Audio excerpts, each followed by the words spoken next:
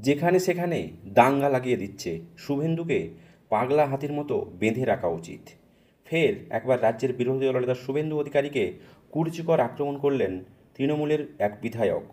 মালদা জেলা তৃণমূলের সভাপতি তথা তৃণমূল বিধায়ক আব্দুল রহিম বক্সির মন্তব্যের কড়া নিন্দা করেছেন মালদা উত্তরের বিজেপি বিধায়ক খগেন মুর্মু। তবে রহিম বক্সির দাবি, যা বলেছেন ঠিক বলেছেন তিনি। বৃহস্পতিবার মালদা জেলার তৃণমূলের তরফে আয়োজিত এক মিছিলে অংশগ্রহণ করে রহিম বক্সি বলেন, পাগলা হাতিকে যেমন গ্রামবাসীরা দড়ি দিয়ে হাতে পায়ে বেঁধে রাখেন, ঠিক তেমনভাবেই শুভেন্দু অধিকারীকে বেঁধে রাখতে হবে, তারপর তাকে পাগলা গারদে দিয়ে আসতে হবে। রহিম বক্সি যখন এই সব বলেছেন, তখন মঞ্চে বসে মন্ত্রী সবিনা ইয়াসমিন, ইংরেজবাজারের পুরপ্রধান কৃষ্ণেন্দু চৌধুরী, দলের রাজ্য সহসভাপতি জয়প্রকাশ মজুমদার, বিধায়ক সাবিত্রী মিত্র। এরপর নিজের বক্তব্যের ব্যাখ্যা দিতে গিয়ে রহিম বক্সি বলেন, বিধানসভার ভিতরে সম্মানীয় শুভেন্দুবাবু যেভাবে আচরণ করছেন সেটা শোভনীয় নয়।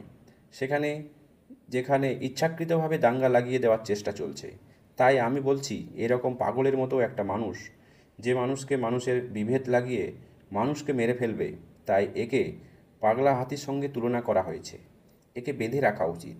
এর পাগলামি চলতে থাকলে পশ্চিমবঙ্গের অবস্থা আরও খারাপ হয়ে যাবে।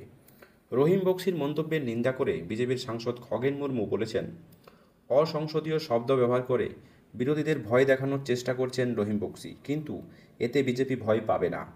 রাস্তায় নেমে তৃণমূলকে মোকাবিলা করার মতো শক্তি বিজেপির আছে। দর্শক, শুভেন্দু প্রসঙ্গে রহিম বক্সির এই তির্যক মন্তব্য ঠিক কতটা যুক্তিযুক্ত, অবশ্যই আপনারা কমেন্ট বক্সে কমেন্ট করে জানাবেন। চ্যানেলে নতুন হলে চ্যানেলটি সাবস্ক্রাইব করে বেল আইকন প্রেস করে পাশে থাকবেন।